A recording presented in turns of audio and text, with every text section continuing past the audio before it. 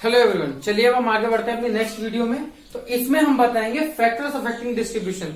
ऐसे कौन कौन से फैक्टर्स हैं जो डिस्ट्रीब्यूशन को अफेक्ट करेंगे। तो सबसे पहले टिश्यू परमेबिलिटी, सेकंड नंबर पे है फिजियोलॉजिकल बैरियर और तीसरे नंबर पे है प्रोटीन बाइंडिंग। ये तीन ऐसे फैक्टर्स हैं जो हमारे डिस्ट्रीब्यूशन को अफेक्ट कर सकते हैं। तो हम इसको एक एक करके देख लेते हैं। सबसे पहले हम पढ़ते हैं टिश्यू परमेबिलिटी। तो टिश्यू परमेबिलिटी में ये 4 पॉइंट्स लिखे हुए हैं, हम इनको बारी बारी से समझ लेते हैं। सबसे पहला है फिजियोकेमिकल प्रॉपर्टी ऑफ ड्रग।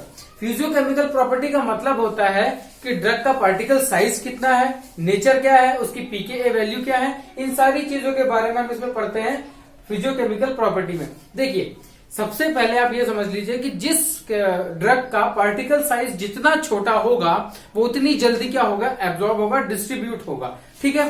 दूसरा हम ये देख लेते हैं कि नेचर।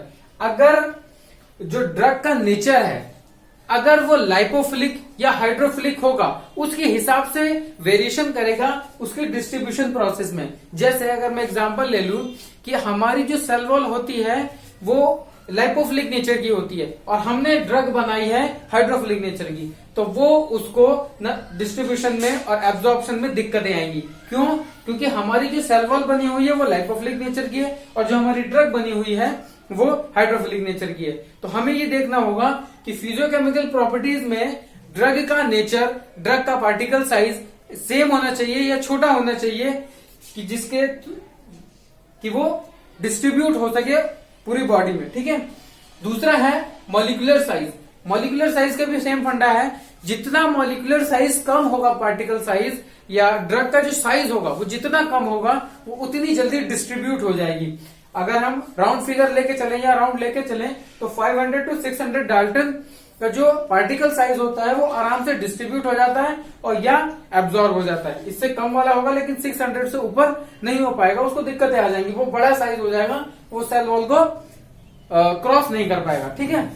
तीसरा हम देख लेते हैं degree of ionisation. Degree of ionisation का मतलब ये होता है कि हमने पहले भी पढ़ा था एब्जॉर्प्शन में कि हमारी बॉडी में जो एब्जॉर्प्शन है, एब्जॉर्प्शन हमारी बॉडी में अनआयनिक फॉर्म में होगा।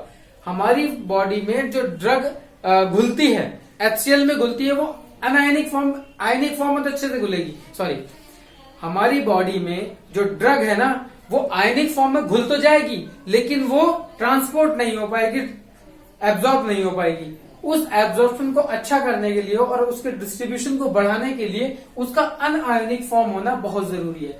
तो जो ड्रग अनआयनिक फॉर्म होगी वो अच्छे से डिस्ट्रीब्यूट होगी। ठीक है। और उसका जो आयनाइजेशन रेट होना चाहिए वो भी कम होना चाहिए, मतलब अनआयनिक फॉर्म में होगी तो ज्यादा अच्छे से क्या होगी, डिस्ट्रीब्यूट होगी। फोर्थ पॉइंट है पार्टीशन कॉफिशिएंट। पार्टीशन कॉफिशिएंट का फिर वही मतलब है कि आपकी ड्रग किस नेचर की है, हाइड्रोफिलिक या लाइपोफिलिक। आपकी बॉडी में जो ड्रग डाली गई है अगर वो हाइड्रोफिलिक नेचर की होगी तो वो जल्दी से एब्जॉर्ब या डिस्ट्रीब्यूट नहीं होगी या सेल वॉल को क्रॉस नहीं कर पाएगी। क्यों?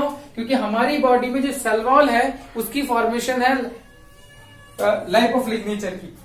ठीक है। तो अगर हम लाइपोफिलिक नेचर की ड्रग खाएंगे वो जल्दी घुलेगी, जल्दी एब्जॉर्ब होगी और जल्दी डिस्ट्रीब्यूट भी हो जाएगी। ओके। तो इस वीडियो में हमने ये समझा कि टिश्यू परमेबिलिटी के फैक्टर्स क्या है, ये चीजें आपको समझ में आ गई होंगी। नेक्स्ट वीडियो में हम देखेंगे फिजियोलॉजिकल बैरियर्स और protein binding. Okay, thank you.